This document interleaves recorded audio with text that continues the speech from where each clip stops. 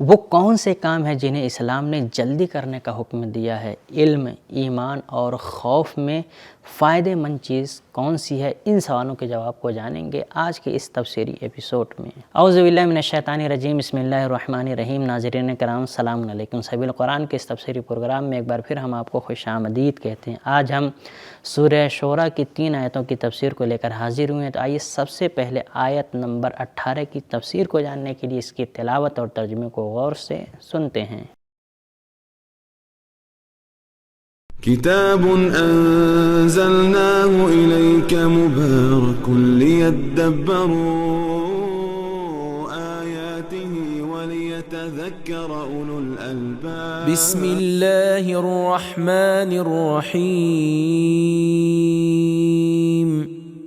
يستعجل بها الذين لا يؤمنون بها والذين آمنوا مشفقون منها ويعلمون أنها الحق ألا إن الذين يمارون في الساعة لفي ضلال بعيد۔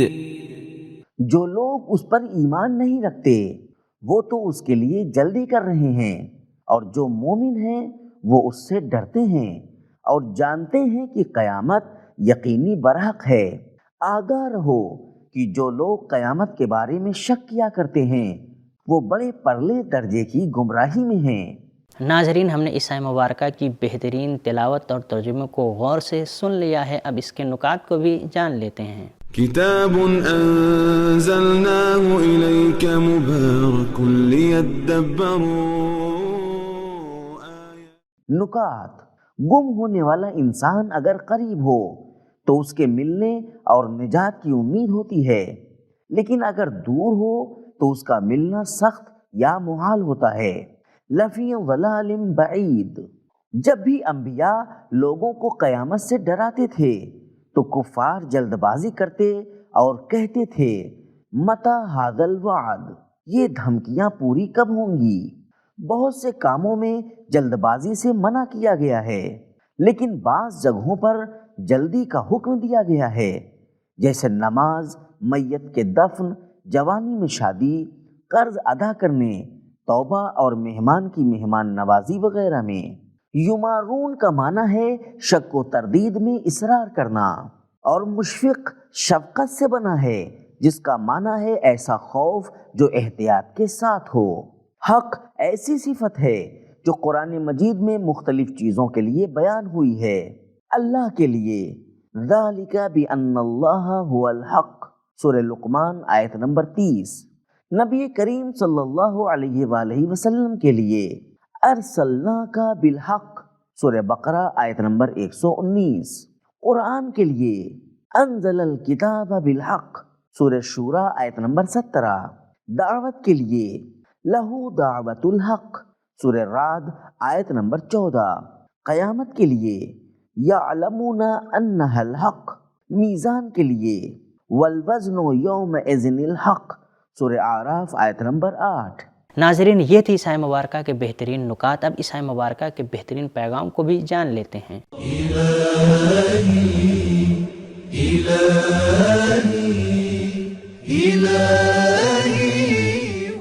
پیغام نمبر 1، ہماری جلد بازی ناجائز ہے اور اللہ کی تدبیر میں اس کا کوئی اثر نہیں ہوتا۔ نمبر 2، دو نظریات کو بیان کرنا اور اس کے درمیان موازنہ کرنا کمال اور بہتر انتخاب کا سبب ہے۔ نمبر 3، ایمان علم کی بنا پر ہونا چاہیے۔ نمبر 4، قیامت پر ایمان اس سے ڈرنے کا سبب پیدا کرتا ہے، کیونکہ قیامت خوفناک واقعات کی جگہ ہے۔ نمبر 5، علم، ایمان اور خوف یہ سب ایک ساتھ ہوں تو فائدہ مند ہیں، اگر ان میں سے کوئی ایک نہ ہو تو فائدہ مند نہیں ہیں۔ ابلیس، بلعم باعورہ اور فرعون کے پاس علم تو تھا لیکن ایمان اور خوف نہیں تھا۔ نمبر 6، قیامت میں شک کرنا گمراہی ہے اور دوسروں کے اندر شک پیدا کرنا اور اصرار کرنا بڑے درجے کی گمراہی ہے۔ ناظرین، ہم نے آیت نمبر 18 کی تفسیر کو جان لیا ہے. اب آیت نمبر 19 اور 20 کی تفسیر کو جاننے کے لیے سب سے پہلے ان کی تلاوت اور ترجمے کو غور سے سنتے ہیں. اللہ لطیف بعباده يرزق من يشاء وهو القوي العزيز من كان يريد حرث الآخرة نزد له في حرثه ومن كان يريد حرث الدنيا نؤته منها وما له في الآخرة من نصيب. خدا اپنے بندوں کے حال پر بڑا مہربان ہے. جس کو جتنی روزی چاہتا ہے دیتا ہے. وہ زور والا زبردست ہے. جو شخص آخرت کی کھیتی کا طالب ہو ہم اس کے لیے اس کی کھیتی میں افزائش کریں گے، اور جو دنیا کی کھیتی کا خواستگار ہو تو ہم اس کی اسی میں سے دیں گے، مگر آخرت میں پھر اس کا کچھ حصہ نہ ہوگا. ناظرین، ہم نے تلاوت اور ترجمے کو سن لیا ہے. اب ان آیات کے بہترین نکات کو بھی جان لیتے ہیں. کتاب انزلناه الیک مبارک لیدبروا. نکات. لطف کے معنی میں نرمی اور دقت پوشیدہ ہے. اللہ لطیف ہے، یعنی تمام چیزوں پر دقت کے ساتھ حاوی ہے اور ہر کام کو آسانی کے ساتھ انجام دیتا ہے. تفسیر المیزان. آخرت کا ارادہ علامت ہے.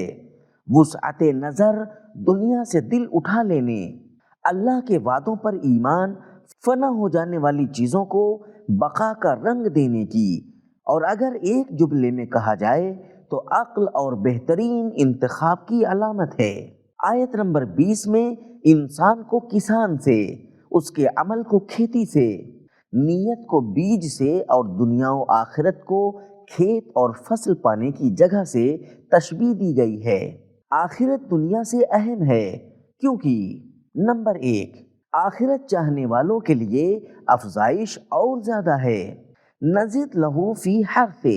نمبر 2، آخرت چاہنے والوں کو دنیا میں کم حصہ ملتا ہے، لیکن دنیا چاہنے والوں کو آخرت میں کچھ بھی نہیں ملے گا. ما لہو فی الآخرۃ من نصیب. نمبر 3، آخرت چاہنے والے اپنے تمام مقصد کو پا لیں گے. نزد لہو فی حرثہ. لیکن دنیا چاہنے والے صرف کچھ ہی مقصدوں کو پا سکیں گے. نؤتہ منہا. ناظرین، نکات کو جاننے کے بعد اب عیسی مبارکہ کے بہترین پیغام کو بھی جان لیتے ہیں.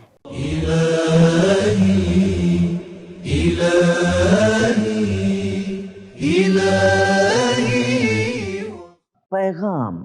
نمبر 1، مخلوقات میں جو چیز لطیف ہوتی ہے وہ قوی نہیں ہوتی، اور جو قوی ہوتی ہے وہ لطیف نہیں ہوتی، مگر اس کے برخلاف اللہ لطیف بھی ہے اور قوی بھی. نمبر 2، اللہ کی قدرت کبھی شکست نہیں کھاتی. نمبر 3، اللہ کا رزق اس کے لطف کی وجہ سے ہے. نمبر 4، اللہ کی قدرت اور اس کا لطف لوگوں تک رزق پہنچانے کی ضامن ہے. نمبر 5، انسان اپنا راستہ چننے اور انتخاب کرنے میں آزاد ہے. نمبر 6، انسان کے کام کی اہمیت اس کی نیت اور دور و نزدیک کے مقصد سے وابستہ ہے. نمبر 7، ساری عطائیں اللہ کی دی ہوئی ہیں. نزد لہو نؤتہ منہا. اور اللہ کی عطا انسان کی نیت اور اس کے انتخاب کے مطابق ہوتی ہے.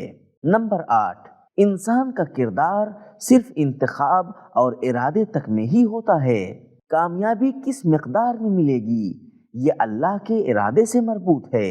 نمبر 9، دنیا کو ہدف اور مقصد بنا لینا آخرت سے مکمل طور پر محرومی کا سبب ہے.